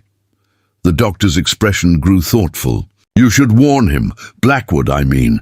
These men might not wait for legal proceedings if there's a bounty involved." Clara hesitated. Riding alone to Blackwood's ranch would certainly fuel more gossip, especially given the rumors already circulating about their relationship. Dr. Sullivan seemed to read her thoughts. "Propriety be damned," he said with uncharacteristic vehemence. "The man saved my life during my stroke, and he's been shot at once already. I'd go myself if my leg would cooperate." 20 minutes later, Clara was riding north out of town on a sturdy mare borrowed from the livery. The temporary thaw made the journey treacherous, with patches of ice hidden beneath slush, but she pushed forward, driven by a growing sense of urgency.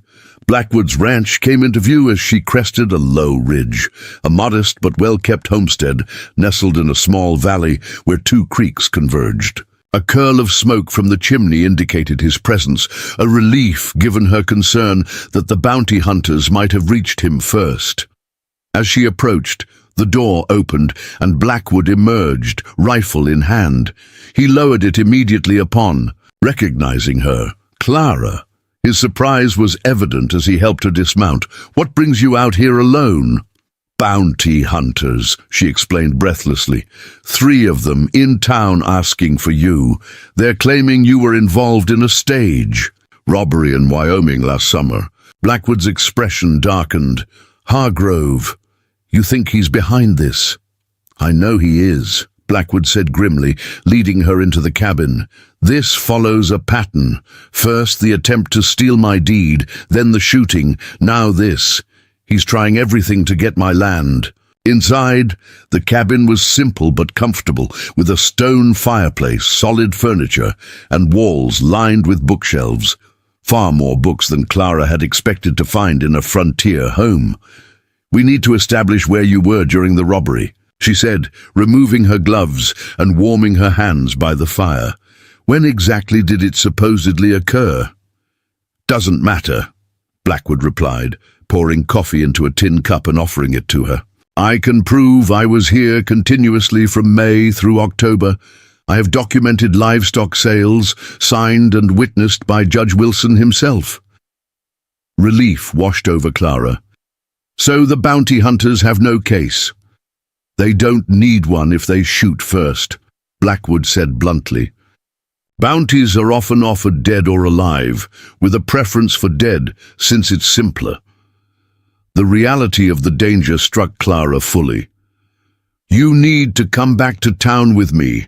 Go directly to Sheriff Tanner with your evidence." Blackwood shook his head. Walking into town where 3 armed men are looking for me would be suicide.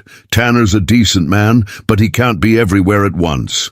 Then what will you do? I have friends among the Cheyenne, he said. I can lie low with them until this is resolved. 2 Hawk's Son, Running Elk, has a camp just over the eastern ridge. Clara felt a surprising pang at the thought of him leaving. Even temporarily, how long would you be gone? Not long, a few days, perhaps a week. Just long enough for Sheriff Tanner to verify the bounty hunter's claims and discover they're false. He studied her face. Unless you'd prefer I didn't come back? Of course not, she said quickly. Why would you think that? Blackwood sat down, his coffee cup, and moved closer to her, his amber eyes intent. Because associating with me has already damaged your reputation. A former outlaw with a price on his head is hardly suitable company for a respectable medical professional. My reputation has been in question since the day I arrived, Clara replied. First as the mail-order bride too educated for William Hargrove, then as the woman presuming to practice medicine without formal training. Being friends with Nathaniel Blackwood is the least of my social transgressions. Friends, he repeated, a question in his voice. Clara felt heat rise in her cheeks. I'm not sure that's the right word anymore. The air between them changed, charged, with an unspoken current that had been building for months, through medical emergencies and philosophical discussions, shared books and shared dangers. Before either could speak again, the sound of approaching horses broke the moment. Blackwood moved swiftly to the window, then cursed under his breath. Bounty hunters, he said grimly, 3 of them, coming fast. Clara joined him at the window. The riders were still at a distance, but approaching rapidly, their intentions clear in their direct line toward the cabin. They followed you, Blackwood realized. Probably watched you leave town and guessed where you were headed. Guilt washed over Clara. I never thought, it's not your fault. He cut her off.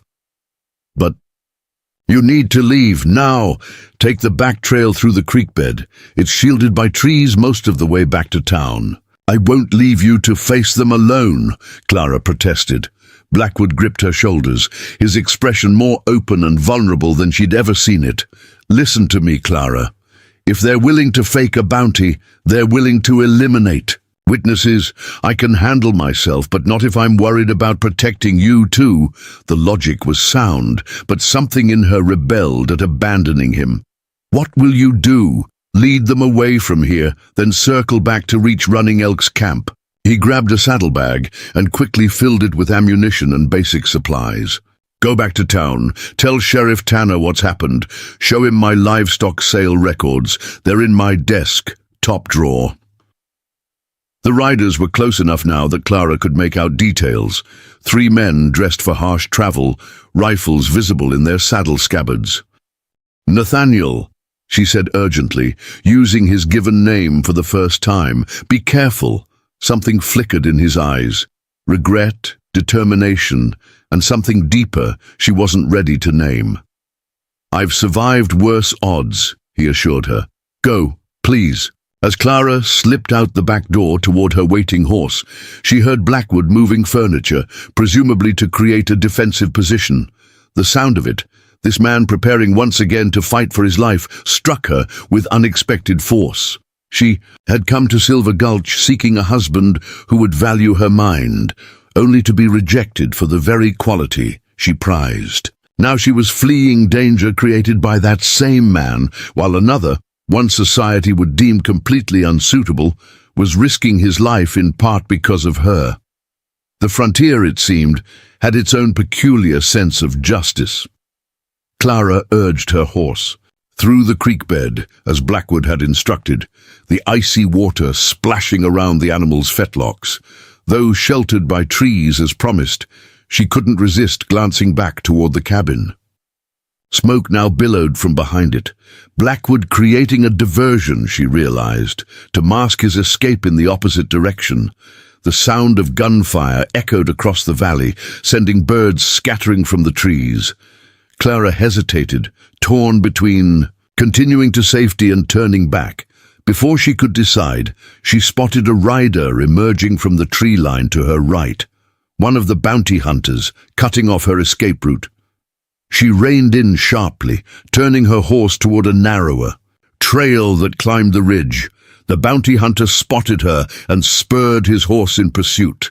Clara had never considered herself a skilled rider, but fear lent her determination as she urged her mount up the treacherous path. Reaching the crest of the ridge, she was momentarily exposed against the sky. A bullet whined past her ear, too, close for comfort. She ducked low over her horse's neck and plunged down the other side, following a deer trail that zigzagged among boulders and scrub pine. The terrain slowed her pursuer, but didn't stop him. Glancing back, Clara saw him picking his way down the slope, rifle now holstered, as he concentrated on the difficult descent. She needed to reach Silver Gulch before he caught up. The trail widened as it entered a small meadow. Clara urged her, horse into a gallop, grateful for the brief stretch of open ground. Halfway across, another rider appeared at the far edge, a second bounty hunter cutting off her path to town. Trapped between pursuers, Clara veered toward the only remaining option, a dense stand of pines to her left. The trees would slow her progress but offer cover from rifle fire. She had barely reached the tree line when a voice rang out. "That's far enough, Miss Bennet." The second bounty hunter had closed the distance with alarming speed. Clara reined in, her mind racing for options. She had her medical bag with her, but nothing that could be used as a weapon. "Step down from the horse, ma'am," the man ordered, his rifle trained on her. He was middle-aged, with a weathered face and cold eyes. "We just want a word with you." "About the price on Nathaniel Blackwood's head?" Clara challenged, remaining mounted. "The one based on false accusations." A flicker of surprise crossed the man's face. "Don't know what you've been told, lady, but Blackwood's wanted for stage robbery in Wyoming territory. We're just doing our job." "He was here in Montana when that robbery occurred," Clara replied firmly. "He has witnesses and documentation to prove it." The bounty hunter's expression hardened. "That's so. Then you won't mind coming with me to discuss it with my associates. Blackwood seems to have given them the slip, but he'll come for you." The truth in his words chilled Clara more than the winter air.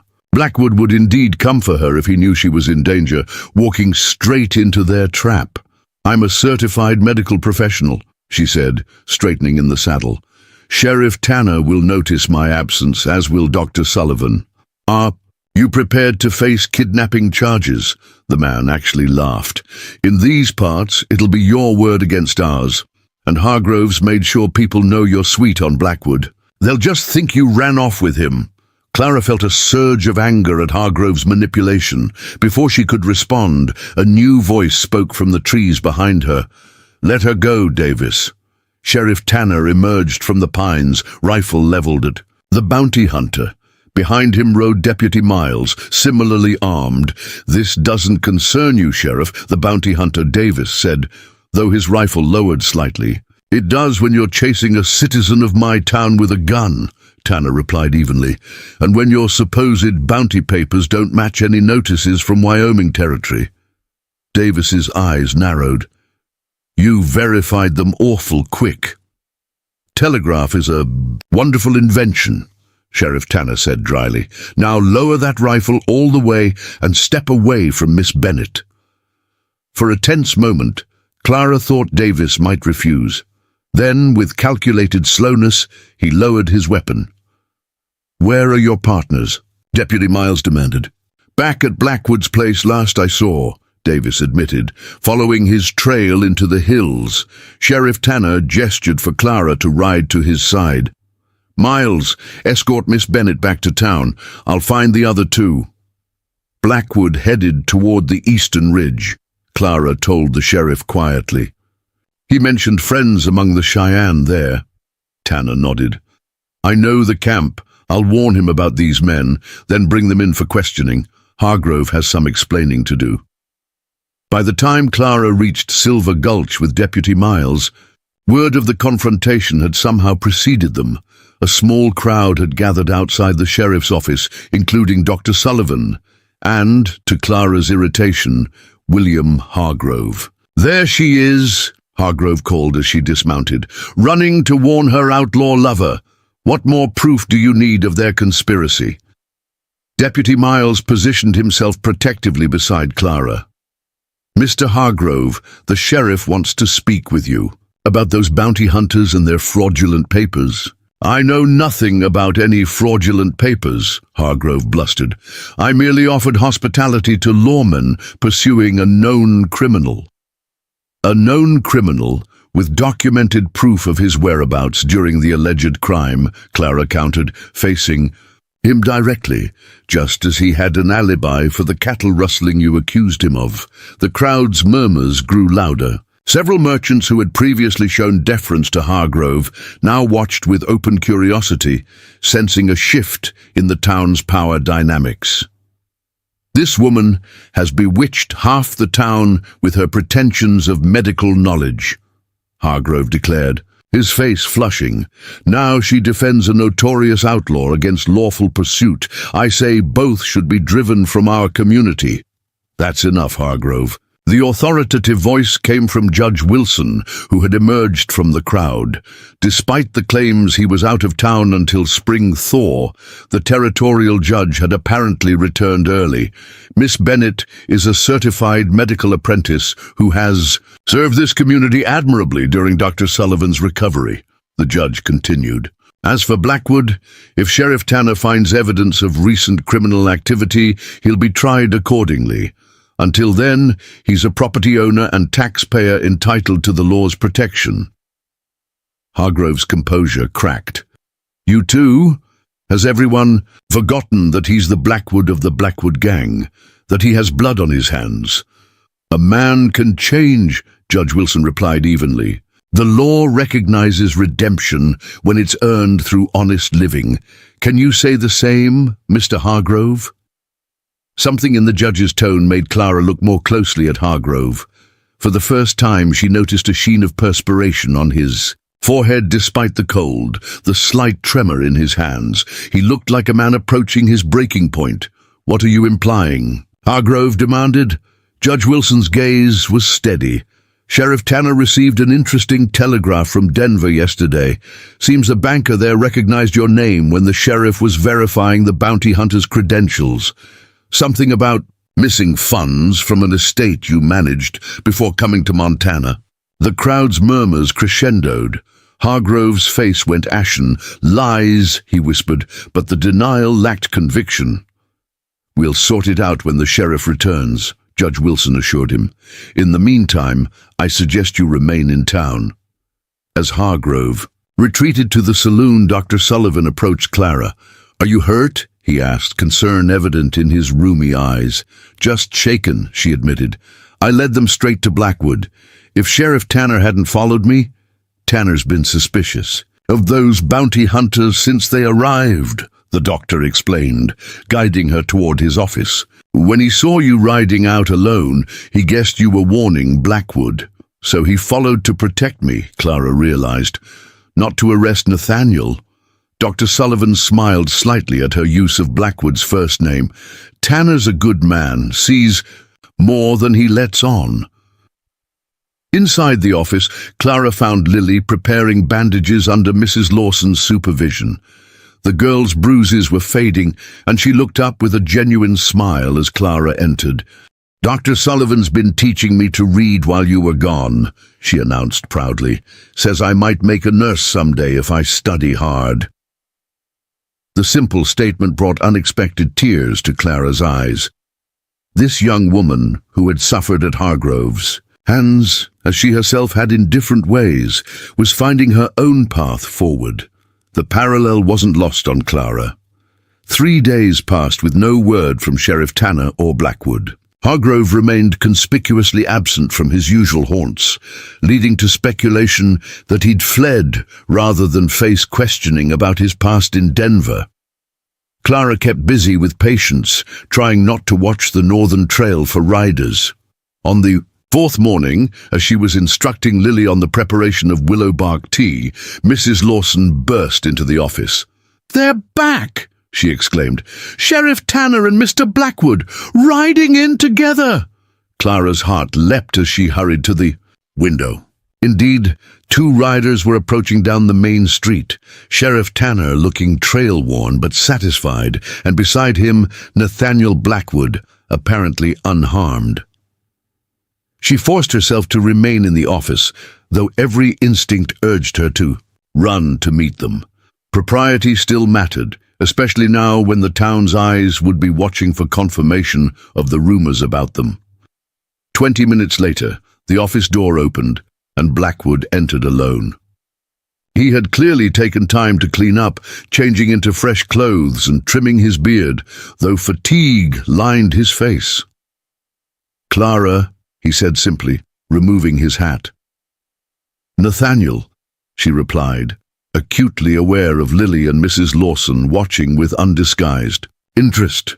"You're unharmed. Thanks to Sheriff Tanner's timely arrival," he confirmed. "The other two bounty hunters are in jail with their partner, facing charges of attempted murder and fraudulent representation of law enforcement."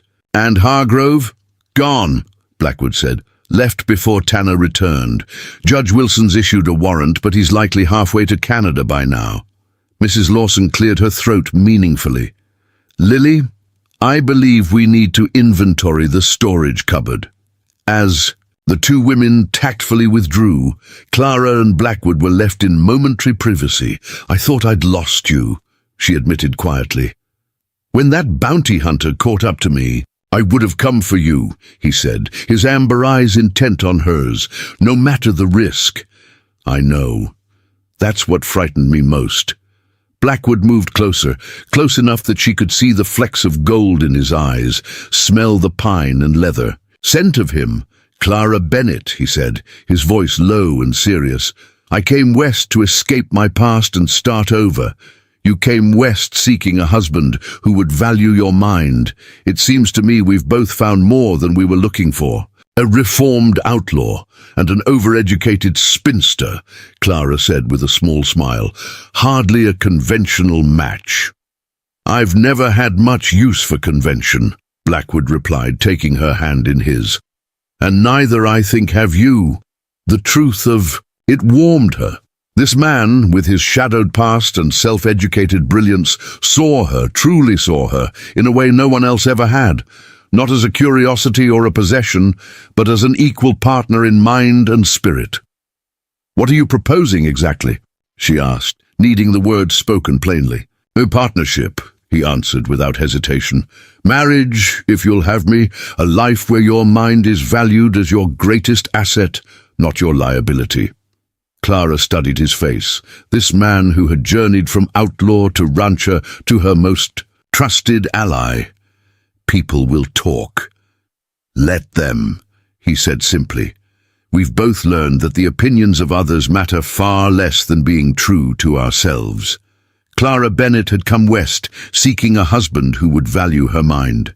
How fitting that she should find him, not in the man who advertised for an educated wife, but in one who demonstrated through his actions what true respect looked like. "Yes," she said, squeezing his hand. "I believe I will have you, Nathaniel." Blackwood. In the years that followed, Silver Gulch would see many changes. Clara completed her medical apprenticeship and became the town's primary physician when Dr. Sullivan finally retired. Nathaniel expanded his ranch, using innovative breeding techniques that eventually made him one of the territory's most respected cattlemen.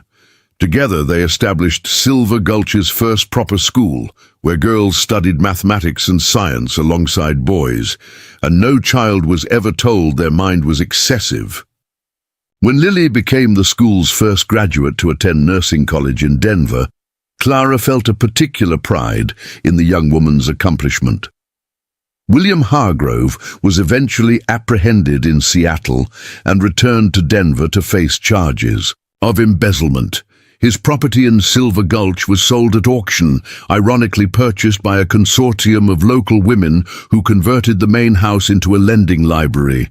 But perhaps the most significant legacy of Clara and Nathaniel's unconventional union was less tangible, a gradual shift in the community's understanding of worth. In a territory where people had once been measured by their conformity to narrow roles, the reformed outlaw and the educated doctor showed that true value often lay in the very qualities others rejected. Their partnership in ranching, in medicine, in life became a cornerstone of the growing community, proving that second chances and independent thinking were not liabilities but strengths upon which a future could be built. Up next, you've got two more standout stories right on your screen. If this one hit the mark, you won't want to pass these up. Just click and check them out, and don't forget to subscribe and turn on the notification bell so you don't miss any upload from us.